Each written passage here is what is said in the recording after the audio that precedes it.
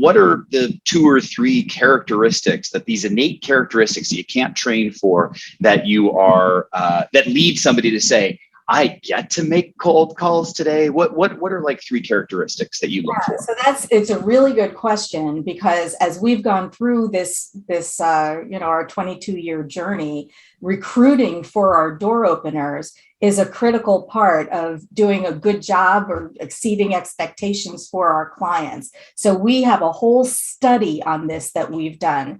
The very first thing, and I wouldn't say it's a characteristic, but it trumps everything, is that the person has to really want to do this job. And when companies are interviewing, when the managers are interviewing, if a salesperson is worth his or her salt, they're going to find out what you want, and then they're going to tell you they could do it. But that doesn't mean they want to do it.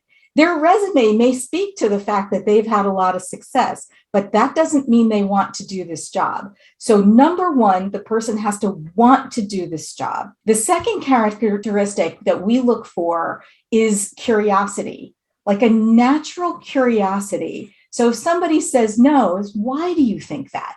And to peel that onion back to find out what it is, what's behind all of this, so that you can say something in that split second, that performance moment, that will have somebody stop and say, oh, you're right. I didn't think about it like that. I do need to have this meeting. Okay, let's put Thursday at 10 on the calendar. Not a lot of people in the moment, and these calls, they last 2 minutes, maybe. You don't get a second chance. You have to have the right person who's doing this with the right attitude. They want to do this job. And then the last piece of it is to not give up. You need to be in it. Just because you didn't reach somebody on the first try, third try, fifth try, 20th try, does not mean that they are not interested. People, when they don't hear from prospects, will put their own narrative in place because they don't have any information, but their narrative is often not correct. So if your strategy is right, you have the right prospect group, you have the right message, then it's just really a matter of time, as long as you hang in there. And most people don't.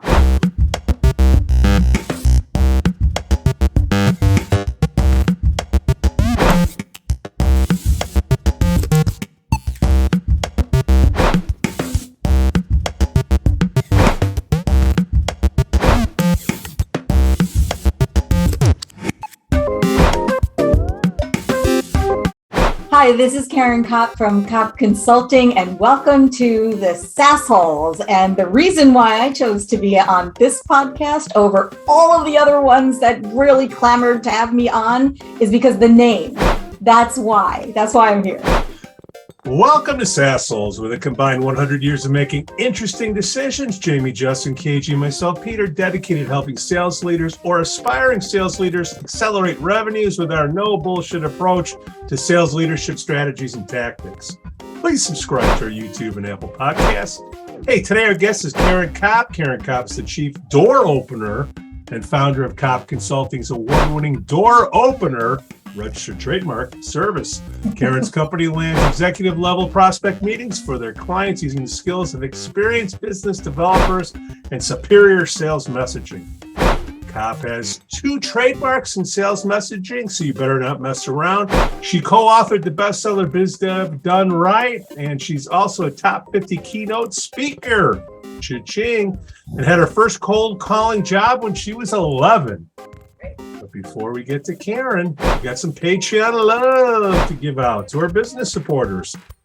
Hey, unlock key account growth with Demand Farm's smart software to bring account planning and relationship intelligence into your CRM, making key account management practice data-driven, predictable, and scalable. Request a demo now at demandfarm.com and ask for Iron Man. Hey, Brad Keltner in Winalytics. Okay, he's got this master class, Kevin. Have you heard of it? I've heard of it as in legend. It's legendary. Legendary. Okay, if your challenge is that most training and enablement is stuck in old product-driven models, the even bigger challenge is changing the product-driven mindset. The solution is the Revenue Acceleration Playbook Masterclass with sales and marketing expert Brett Keltner. Request a 60-minute growth consultation at winalytics.com. Ask for Brent and say Jamie Carney sent you. I'd also like to thank Aaron J. Trentas for their support. It's a real ego boost. Hey, looking, software developer manager, 10 years experience, C, Pound, MS, SQL, Angular, React, Azure, Cloud, ASP.NET, Core, also Node, Angular web development. Email Pete at SaasHoles.net. Recruiters, I got a hot one for you. Please subscribe to our YouTube channel. Each subscribes like magic fairy dust that turns 30 viewers into 3,000. If you have the means, please support us on patreon.com/SaasHoles. Whether it's just buying us a beer or using us to help prepare for your budget meeting. Hey, we don't pull any punches. It's better to get beat up with us than you get beat up with your superiors. KG? Yes, Pete. Carney? Yeah, Pete. Go, please. Justice is a dish best served cold. If it were served warm, it would be just water. Please leave us a review on our blog at SaasHoles.net. Did you get that? You've had better dad jokes in the past. I'm just saying. Usually They make me laugh. That one made me guffaw off. Well, no, because you didn't review it and prepare for it. You got any shout outs, KG? I do have some shout outs, of course. Of course I have some shout outs, for God's sakes. Let's see here. Like Norma Fernandez? Who? I don't know who you're talking about. Yes, Norma Fernandez. We worked together long ago at business.com, and congratulations to her for starting as senior account executive at Loop Me here in Los Angeles. Happy birthday to Kate Dugan at ZipRecruiter. She's one of my favorites over there. She's fantastic. And happy birthday to Dr. Chris Kroner. I forgot to put the doctor. He didn't go to, evil medical school to be called Mr. Kroner, obviously. He's author of Never Hire a Bad Salesperson Again. Happy birthday, Chris. Hope to work with you in the future. That's all she wrote. What the hell's a doctor doing writing a sales book? Mm-hmm. You'd have to read it to find out. What kind of doctorate did he get? Organizational psychology. Oh, he's one of those doctors. Oh, yeah. All right. Hey, Carney, thank you for the hour notice on your You're welcome. What you got? Ben Daters just started a VP of Sales at ZoomInfo, and Mark Yost for 21 years at Deloitte.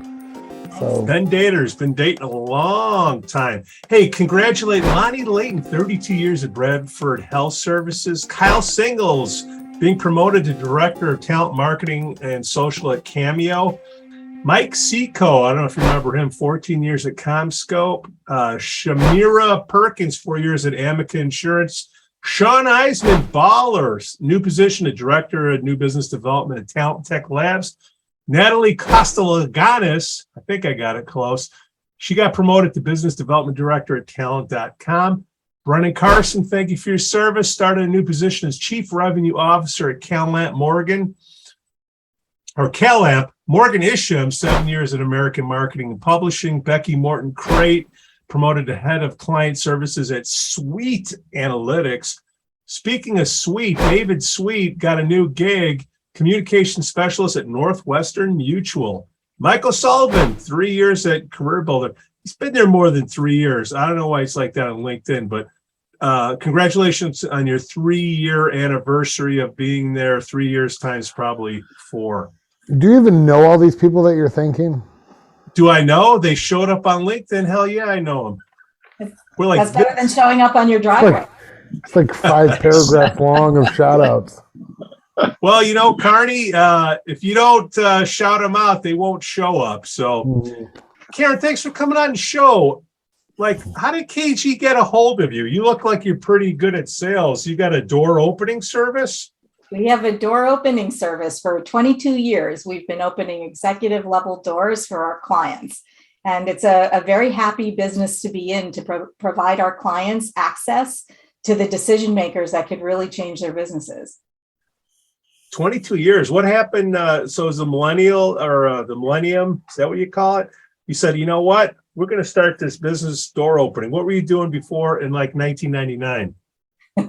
So my background is consumer packaged goods, brand management, and business development. So I have the marketing side and the sales side, but the door opening piece of sales just comes very easily for me, and it doesn't come very easily for most people. In my experience running this company for 22 years, this is a DNA thing. You can train people to be better than they are, but you can't train them to love this part of sales. And we love this part of sales. The people we hire are experienced senior level business developers who have the DNA for this. And they don't say, oh, I have to make calls. They say, I get to make calls and connect with decision makers. Yeah. And so this is what we did. The idea came, as all good ideas come, in the bathroom of a gym a long time ago with somebody who called out, hey, I have a promotion agency. Does anyone want any part-time work? So I come out of the stall and I'm like, well, I think I'm overqualified, but let's talk. And I said to her, listen, there's something I can probably do for you for a consulting rate. How about if I got you in the door with your important prospects? And she just dropped her jaw. And she said, oh my goodness, you would do that for me? I'm like, yeah, I could do that for you. And that's what started this business. And people really struggle with the beginning part of sales in terms of having conversations with people they don't know. You can't always go to conferences, trade shows, and in-person networking, especially within the last 2 years. Not a lot of that was going on. So you need to meet these leaders somehow, and meeting them where they are, either in their remote offices or in their brick and mortar offices is the way to do this. But it takes a certain kind of person with a certain kind of approach in order to get the access that's necessary. And that is the service we provide. Door opening, I mean, really, my background was in the Yellow Pages. We were told, hey, meet for coffee at 7 a.m. and then go hit the doors. There's no phone calls. There's actual door knocking. Mm-hmm. You're on stage, every time. You don't know who's going to be behind that door. When did it turn into using the phone for you, or did you always use the phone? What give us a little progression. It was always the phone and email in combination. Every once in a while, it's sending something through the mail as well, but it's primarily phone, email, LinkedIn, but effectively used. Where many people who use the phone or use email or use LinkedIn don't use it effectively. Like when I'm giving my seminars, I'll say to all the business leaders, if somebody who didn't know you wanted to get a meeting with you, what would it take? And they say all the right things. They have to do their research on me, say something meaningful, understand I'm probably not going to call them back after the first try or the second try. They have to change up their messaging and make it really relevant. And then I say, yes, that's exactly right. That's what we know too with the door opener service. Now tell me, what are your sales teams doing to get the meetings? And then they start to laugh because they're not doing any of that. And the whole idea of persona has nothing to do with the person, which it really needs to. If you're going to open a relationship, you have to do it a certain way. And most people and most managers don't take the time to do it effectively. And that's why they're not getting the results they hope for. How does your company specifically help, and who do you help? I'm sure that it's not every business in the United States is perfect for Kopp Consulting. So tell us more about that. Yeah, so we help a lot of different industries, but what unites all of our clients is that they want to get in at the executive level. That's really important to them, whether it's C-suite, SVP, VP, director level in big companies. They are looking for big engagements or repetitive engagements. They need either one point of entry will lead them to multiple sales, or that one point of entry is a big sale in and of itself. So this is a big deal that they're looking for. Usually they have a team of salespeople. Sometimes they're experienced and sometimes they're not. But what unites them all is that their sales team's time is better spent nurturing the prospects and closing the sales than it is in opening doors. what our clients don't articulate, because I think they don't know to articulate it, is that there is a different rhythm and cadence when it comes to the workflow of getting new doors open versus the workflow of nurturing the relationships and closing the sales. It's a good idea to separate those workflows, even if it's one person who has the responsibility of doing both sides of sales, or whether you have one person doing the opening and one person doing the nurturing and the closing, either one of those two things. So the other things that unite our clients is that they all say, you get me in the door, I can close most of the time, I just can't get in enough of the right doors. And when that's combined with the executive level prospect and the big engagement, we are usually the right solution. One of the things you said earlier was about relationships and forging relationships, which I actually think is the secret sauce of any sales rep. They're the ones who have to make and forge relationships, because otherwise e-commerce, we could just sell it ourselves, right? So a sales rep's out there. But what are like some of the keys to like opening the door, especially at the executive level? Because I see a lot of reps completely, having relationships, but they're too low level and they're not able to break down the doors. Yeah, I mean, boy, we could talk about this for a really long time. I mean, why do people do that? Like, that's the first question. Like, why do people open up the door at a level that's not going to get you where you need to go? One is because maybe they're not comfortable opening the door at a senior level, which is one of the reasons why our team is such a good solution, because we have no problem contacting the C-suite within very large companies. Actually, a lot of times people don't even think to call those people. They're like, oh, I can't call that people. Why not?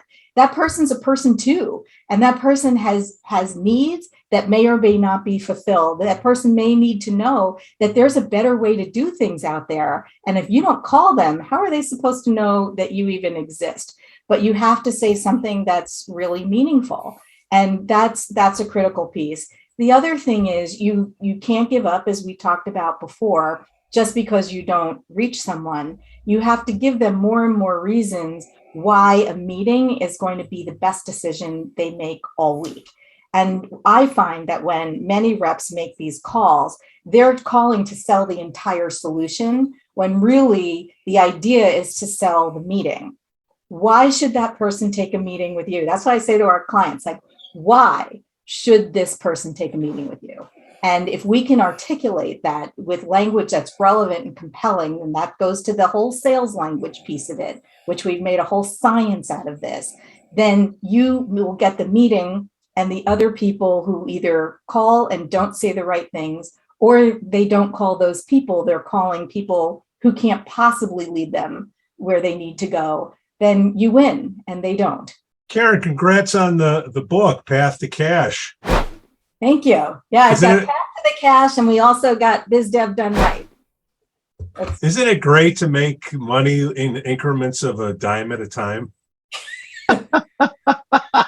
Yes. Yeah, yes. But you have to think of the reason why you're putting that together. Actually, that book came out of a client we were doing door opening for, and he had in the promotional products industry, and he had this entire sales team of people, and I was training them on how to do a better job, not just in door opening, but also in the rest of the sales process too. So the module I was going to do for him one day was about overcoming objections. And he said, listen, you guys are doing door opening for me, so don't just come in and tell my people why it's important to overcome the objections. We already know why. Tell us, what are the answers? That's what we need. We need the right answers for those objections. And I'm like, well, that's a really good point. And that's what the spark of the idea to write that book. So how do you teach people to handle objections? Because we got a lot of new people that just finished their undergrad in psychology and didn't go into that field. So now they're going into sales and they're getting beat up in the sales training. What is the number one thing that you can do to help these people that are like, oh man, I don't know what to say. Let me get this book. What are they going to learn from you, Caryn? Well, there's 3 P's to overcoming objections: pre-think, prepare, and practice. If you just spend even 3 minutes before you pick up the phone or walk into a meeting, you can pre-think probably 90% of the objections that are going to come your way. And if you can pre-think what they are, what else can you do? You can prepare the right answers, but not just any answer, the right answers. That word right is really important. Is it the right answer? Is it going to be powerful enough? Are the words and phrases that you use in your answer going to be powerful enough to have that person stop in their tracks and say, I didn't think about it like that. You're right. We should move forward. And if the answer to that is no, then you need to spend more time crafting the answers for those objections. One of the blind spots, I believe, that managers make is that they'll take a new rep and have that rep sit next to a different rep who's been successful. But that doesn't mean that rep's success is repeatable. Who knows why that rep was successful? And where's the documentation of what that rep is saying? Just because you hear it doesn't mean you internalize it. You need to be able to internalize the right answer so that you can come out with it in a performance moment, which is that third P of practice. Practice it in a non-performance moment and have it come out, like we call it getting the marbles out. Get the marbles out before you put it into a live situation where you can't call that prospect back a couple days later and say, remember that conversation we had a couple days ago? Yeah, I really didn't mean it like that. Let's try again. No, that's it. You have one shot to make each and every one of these impressions. And the answers for the objections is a key piece. Now, I will say, we have this whole module that we do as one of our seminars on reducing the number of times you're getting a particular objection. So let's say you're monitoring how many times you get any one particular objection, which is one of our best practice recommendations, because you need to know if 90% of the times you're getting objections, somebody's saying to you, I'm not interested. Well, you may just not be saying anything that's all that interesting, or that's a messaging issue, or you may be contacting the wrong group of prospects. That's a target issue. So if you change one of those components, can it reduce the number of times you're getting the objection in the first place? Then you need the right answer. So we call that the objection makeover. What about you're on the fourth P? We're no, he's fine. What about priorities? Like, I think sometimes when you're hitting up people to try to ask them, they're not interested in it now because it's not a priority. It's not top of mind. How do you handle that? That's a really fair point. And part of that is the combo of target and message. So why is it a priority? Like, people always say all the time, like, here's why I'm different. Well, nobody actually cares why you're different, quite honestly. Not in sales, maybe in marketing, but in sales, nobody cares why you're different. They only care why you are of more value to them. And if you articulate that in language that lands, you get to move forward. If you don't, you don't move forward. And part of that is exactly what you're saying, Jamie, which is, why is this important? Is this a priority? If you're not hitting somebody's top 10 with why you are of more value, your message is off. And if you are not of more value with this group of prospects, then your target is off. But these are all things that are part of the strategy piece, which needs to be pre-thought and worked out before you pick up the phone and call anybody. You forgot the fourth P. I think it's poop. These new, well, the kids that are calling, you okay? We break KG there.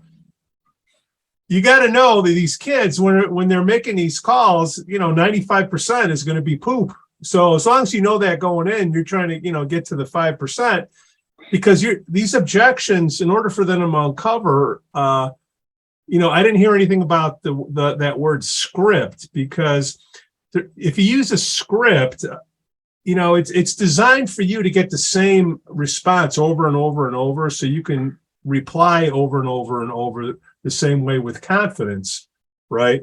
So if you can do that, you feel like you have control and you have confidence. And just like you said, if you can write down what are you getting stumped by? I think Brian Tracy said there's the the law of seven. There's 7 things that stump you. If you can narrow those down, get on to the new 7, respond with confidence. Because a lot of times these objections, Caryn, they're, we have our script as a salesperson, and then the buyer has their script too. I'm not interested. Okay, that's part of their script. Okay, get on to the next one. It's like peeling away a layer of an onion. The buyers only have 2 or 3 layers to get through, and then you get to the core issue. What is your thoughts on the script to get to that core issue of whatever the buyer needs or doesn't need, Caryn? Well, first of all, life doesn't happen according to a script. And Amen. Definitely not at the C-suite level or SVP or VP level. Like, you have to be in the conversation with them, as opposed to delivering a line. That's part of the reason why people get tripped up, is they're just delivering a line. And if somebody goes off script, then the seller can't keep up with them and gets shut down and the call is over. And not only that, but think of the impression you just left with that really important person. So we don't like to call it a script. For us, it's more of a springboard. And it's not learning the script, it's internalizing the conversation. Mm-hmm. So there are certain words and phrases that are going to work harder for you than other words and phrases.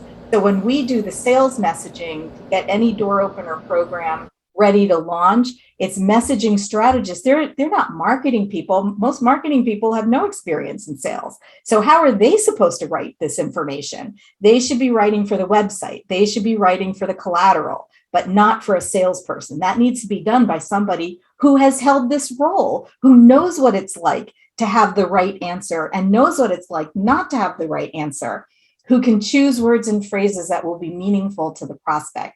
And then there needs to be different options, because when we give this to our door openers, it's not one size fits all. That's not the way it works. Then the door opener needs to do research on the individual prospect and further personalize that message to the individual. I saw from my research that you've been speaking on X, Y, and Z. Well, that made me think that it's important for us to have a conversation about, and then fill in the blank. Mm-hmm. And that is more meaningful and relevant to that individual. Why should that person take that meeting? Mm-hmm. Most sales messaging that I've seen, especially script related, does not get you to a place of being able to have a conversation with an executive and get an outcome.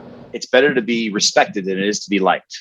And in that first 30 seconds of that conversation, you're not trying to say, hey, how are those cubbies out there? And that's not what we're trying to accomplish. And so when I guide my clients in that first 15 seconds, I noticed that you were doing this, and so that it is customized. And if you have by the way, of course, you know this, if you have a SDR or an appointment setting team that is not technology enabled, and you're asking them to make 100 dials a day because that's all that matters, you're not going to get that level of personalization, and your connect rates are going to be low. Do you agree? Let's start with that. Well, it depends on how many hours of that day are they working. Is it 24? Is it? Yeah, right. Yeah, how many hours? But like, if they're asking for so many dials in a day, you're going to have really crappy dials, because that's right. And that's a management issue, just like that's not right. Providing the right sales messaging is a management issue. That's Managers right. who really don't understand this process and don't understand what's necessary will put those kinds of metrics on a team. But what we've learned, especially at the executive level, that it's more of a slow dance. This is a slow dance. Like, you may want to go fast, but what you want means nothing. The only thing that matters is what the prospect wants and what's going to work with this prospect. We once did a study a lot of years ago, and we have bar charts on how long it takes to make any kind of call. So whether you're just calling and you're leaving a voicemail, or you're calling, you're leaving a voicemail and then writing an email, or the navigation call, where you call and you find out this is not the person who initiates requests for what you sell, you need to speak with somebody else. And we put all that together. And when I show people how long it takes to do this right, and I'll walk them through, okay, 1 to 2 minutes to get through the greeting. Here's the voicemail. This is how long it takes. It's 4 minutes. Then you have to put your notes in your CRM. And then you have to open up the next one. You have to look at where you left off last time. And think about what the strategy is before you can pick up the phone. Of course, the managers want that. But then when you add up how much time it takes to make these calls and compare that against the metrics, it's a math problem that doesn't work. And that's right. A management issue too. Yeah, there's some number between 1 and 1,000 calls a day that, like, there's this combination of quality and quantity. I think that many lead gen leaders, miss out on. But let's dive into lead gen a little bit further. We've all got a little bit of experience in doing outsourcing for our lead generation efforts. How do companies know that they like need to consider outsourced lead gen? Right. Well, one way to know is if you're not getting as many of the right meetings as you want to grow your business, you need to do something different. A lot of times people will say, oh, well, let me see how my sales team does, because I'm going to yell at them a little bit. Or I'll offer them some extra incentives, and then we can talk about it 3 or 6 months from now. I'm like, that's fine. But 3 or 6 months from now, you just lost 3 to 6 months. And what's going to change, right? So one way is if you just need more meetings with the right prospects that you're currently getting. Sometimes the sales teams are getting meetings with prospects, but they're not the right prospects. You may want to swim upstream and go after bigger decision makers, larger deals, higher level titles than your team is comfortable doing. Time is another factor. If you have a lot in rotation and you need your team to be spending their time nurturing the relationships and bringing those sales to a close, starting a whole new batch of prospects that takes time. Remember, this is a slow dance, not a fast dance. You're then taking these people who are probably really good at having the meeting and closing over to something that they're probably not that good at, which is opening, and dividing their time and their workflow. So adding the extra outside appointment setting firm is a good idea at that point. We call it TTD, time, talent, and desire. And let's say just your team would rather put a stick in their eye than do this job. And many people feel that way, which, by the way, I really appreciate because it's kept us in business for 22 years. Then you may need to consider having an outside team. One time there was one of our clients who hired us just to prove his sales team wrong in the fact that they said that this one particular prospect, there was no way to get a meeting with that prospect. So to prove his sales team wrong, our client hired us, and that one prospect was the first meeting we got. So it's doable. And so this is another way just to show, like, here's the recipe. And then the sales team, when they see what we're doing, will adopt a lot of what we're doing too. And the whole business acumen of the sales team just increases. Caryn, what's your ideal customer profile or ICP? Because a lot of times when you would consider yourself a consultant, right? Yeah, I run a company of senior level door openers who get the doors open for our clients. Because anytime you suggest a consultant at a company, the higher ups kind of look at it. Why are you bringing in a consultant? Because they're sort of like insecure.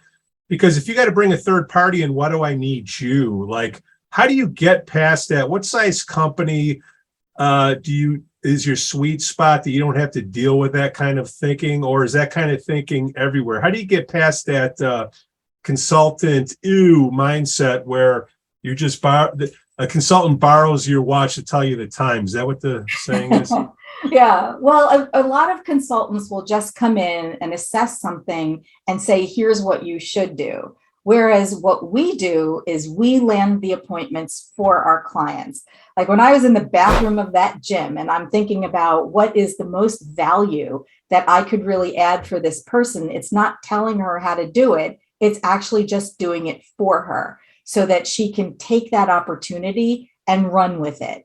That's the efficiency there. And there are a lot of people, Pete, to your point, that the managers and their managers who feel like, oh, I'm in charge of making sure that this happens. And if I go ask for outside help and funding for that help, how is it going to look for me? Well, it's going to look really smart on your part to make sure that your team is spending the time and using your coaching to make sure that they're getting those sales closed while someone else is protecting the top of the funnel in a way that puts the right prospects in progress.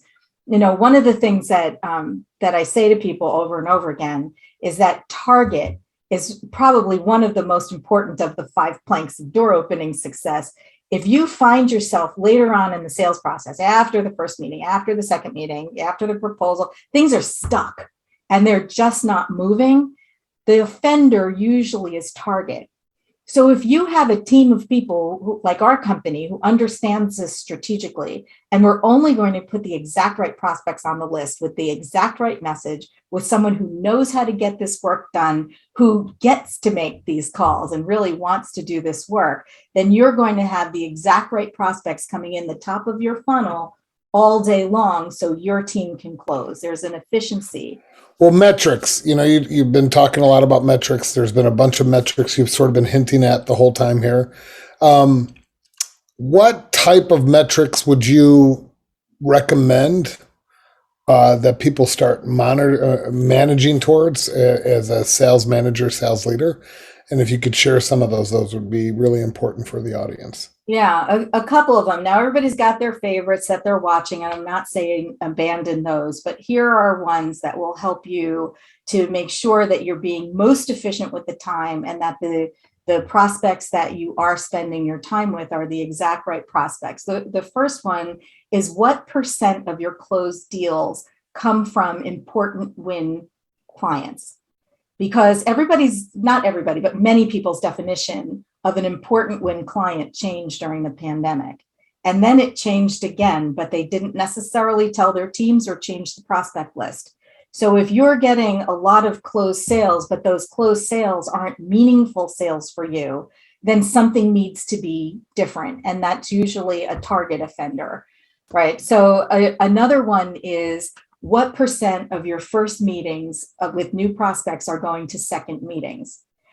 I was shocked when one of our prospects, who's now been a client of ours for 2 years, told me that her inside sales team had 39% of their first meetings went to second meetings. I was stunned because 99.9% of our first meetings go to second meetings. There's really no reason why it shouldn't. If your first meetings aren't going to second meetings, you either have a problem with the target, that's the first offender, or your rep didn't set up enough value during the meeting to warrant a second meeting. Or the third one is your rep just didn't ask for the second meeting rather.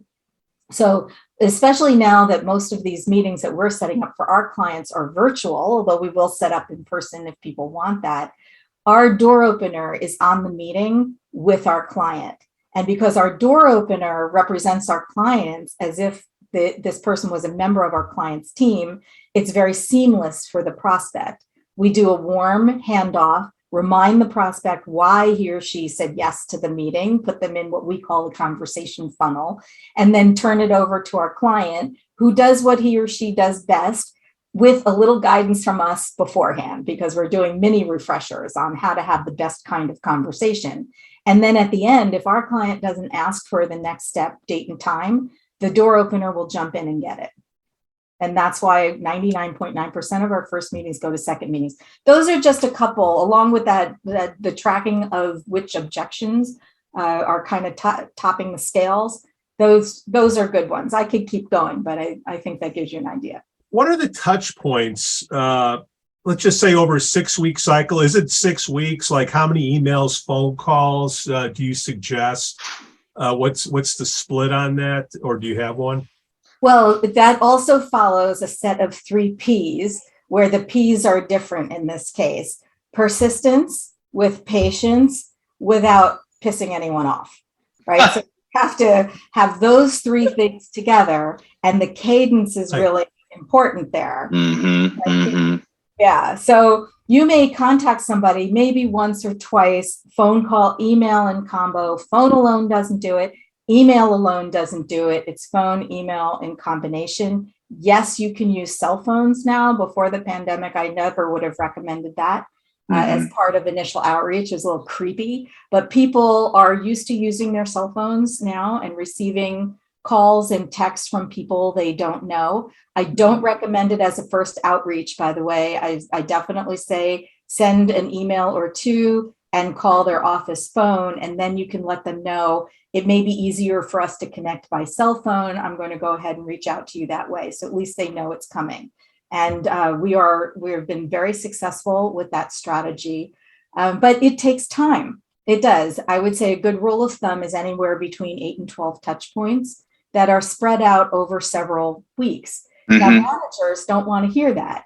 They want to hear that as soon as a list goes into rotation, meetings pop. And sometimes they do. We started a new program.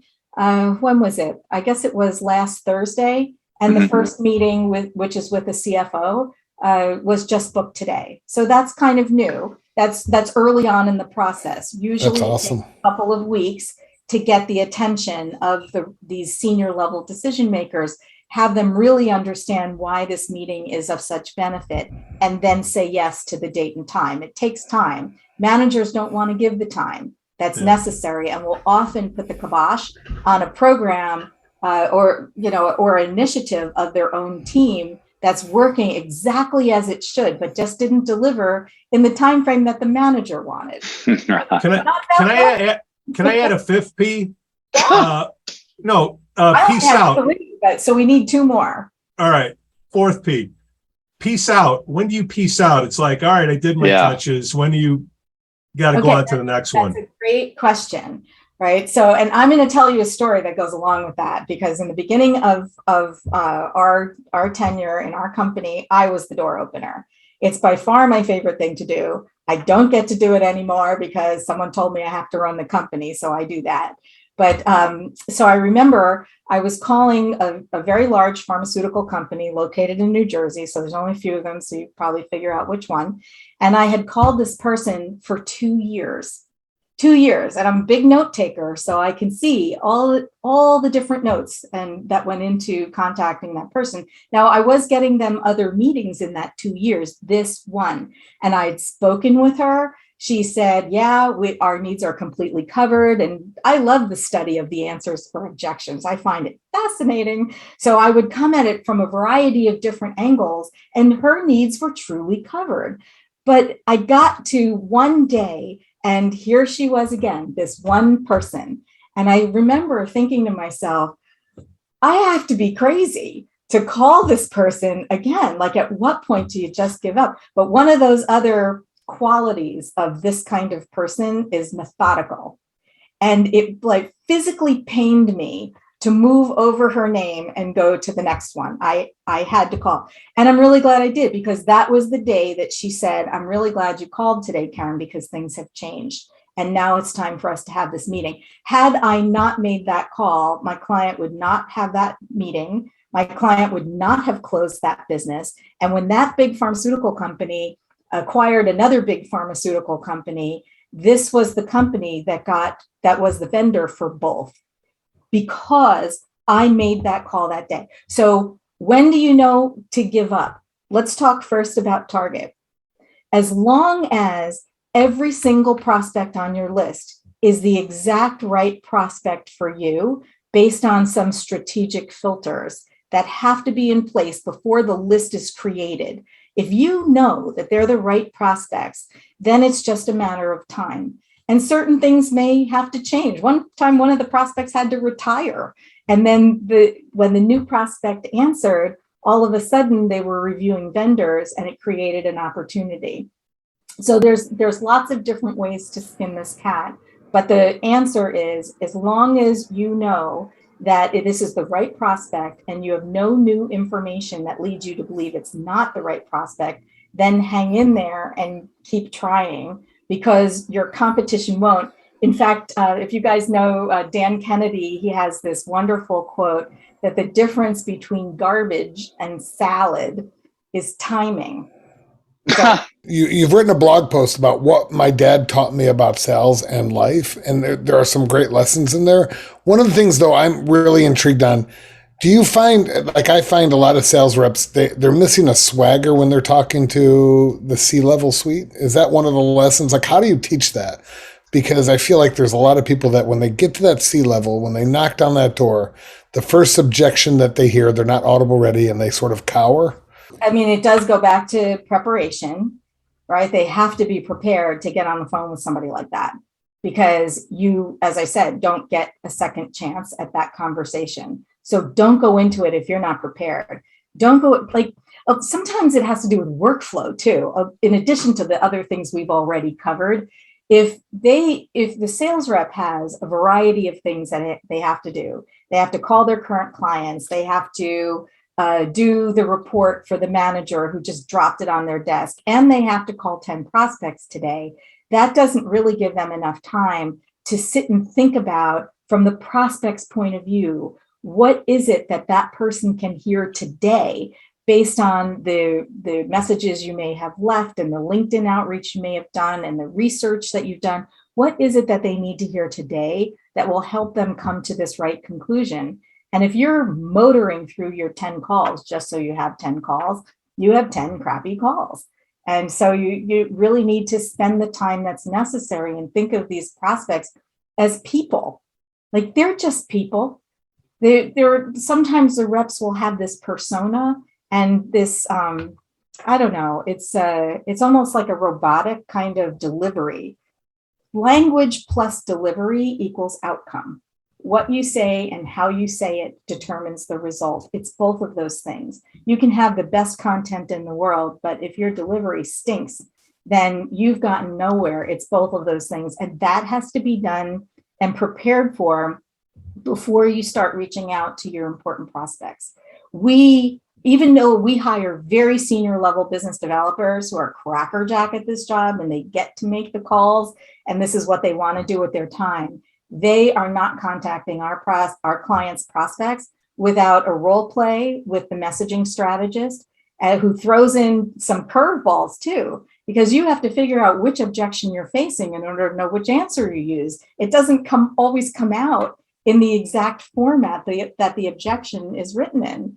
So what are you doing in that 2 minutes, minute and a half, to really understand what is at the heart of this so that you can use the right response and get to the next step? You were asking me about the appointment setting firms and when you know that they're right, because one of the things that you had written to me ahead of time is that people have used some companies like this and not had the results that they want. And why is that? So if you want outside help, how do you make the best choice for yourself? And some of that has to do with the level of prospect that you're trying to get in to see and the complexity. Is it a concept sale? Is it a product sale? Is it a transactional? Because if it's a concept, a new concept, if it's a highly competitive environment or it's a new idea, are you putting a senior level door opener on that assignment, or are you putting an SDR who may be a year or two out of college who can't hold their own in a conversation with the CFO of Pepsi? There's a mismatch there because sometimes there's a mismatch. Remember that when it comes to door opening, if you're not getting as many doors open as you think you should, there's a problem in one or more of 5 key planks. It's either the right target, the right sales message, not the marketing message, the right answers for objections, the right door opener doing the work. That's a big offender there, especially with appointment setting firms that hire low-level people, which we don't. And then the 5th is the right execution. Is it a phone call? Is it an email? How many phone calls? How many emails? How many LinkedIns? What's the quality of that outreach? So we make sure that all 5 of those planks are in place and working properly. And that's one of the reasons why we've been around for 22 years. It's better to use you than the Philippines too, right? Well, it depends. If you're trying to open doors in the Philippines, then the Philippines may be. She's so nice. We'll edit that out in post.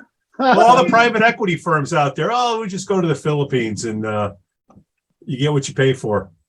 Well, right? yes, but if you're selling coffee to an office manager, maybe one of the folks in the Philippines would do a really nice job. But if you're trying to get in with an executive level prospect, then they're probably not going to be able to hold their own in a conversation like this. And that's where when you do go to look at appointment setting firms, make sure that there's a match, not a mismatch, in the person who's actually doing the work, not that person's manager, but the person who's actually doing the work is the right person to represent your company, your brand, and get you the important win meetings.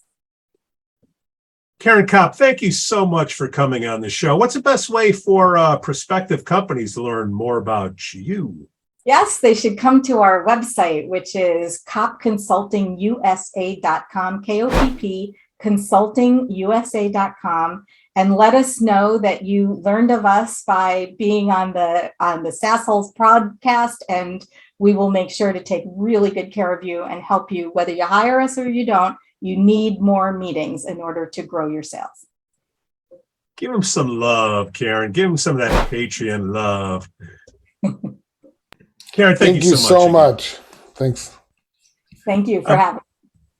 On behalf of Jamie, Justin, KG, and myself, Pete, we thank you for listening. If you like what you heard today, please like and subscribe to our YouTube channel. I'm just telling you, the algorithms really love it when you hit that little bell and subscribe. It'll take 30 people from learning about SaaS to 3,000. We'd like to say thanks to our Patreon supporter for supporting our content. It's a real ego boost. Please give us 5 stars on Apple Podcasts. KG, you know anything about Brent Keltner? He's got a masterclass. I've heard it's a masterful masterclass.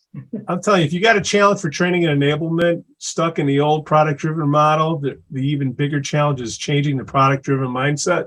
Your solution is Brent Keltner's Revenue Acceleration Playbook Masterclass with sales and marketing expert Brent Keltner. I'm sure editing will make that sound great. Request a free 60-minute growth consultation at winalytics.com. Ask for Brent and say Caryn Kopp sent you. We'd also like to thank Aaron J. and Trent S. Hey, let's not forget about Iron Man. Unlock key account growth with Demand Farm Smart Software to bring account planning and relationship intelligence into your CRM, making key account management practice data-driven, predictable, and scalable. Request a demo now at demandfarm.com. Ask for Iron Man. Hey, recruiters, you're looking for a good software manager? We got a good one here. 10 years. I don't know what these acronyms are, but there's a NOJS in there. Check it out. Email Pete at saasholes.net if you're interested. All right, guys, thank you for listening. Cue the non-copyrighted music.